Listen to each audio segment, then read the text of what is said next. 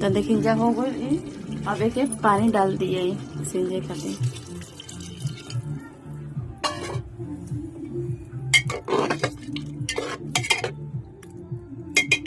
सीटी लगा दिए। तो देखिए जा कुकर के सीटी लागल बा, अभी सीटी नहीं पकड़ ले बन जी सब्जी, तब आप लोग को हम दिखाओ तनी। पहला वीडियो जरूर देखम जाए। तो देखिए यहाँ सब्जी हो गई, गैस निकाला तनी।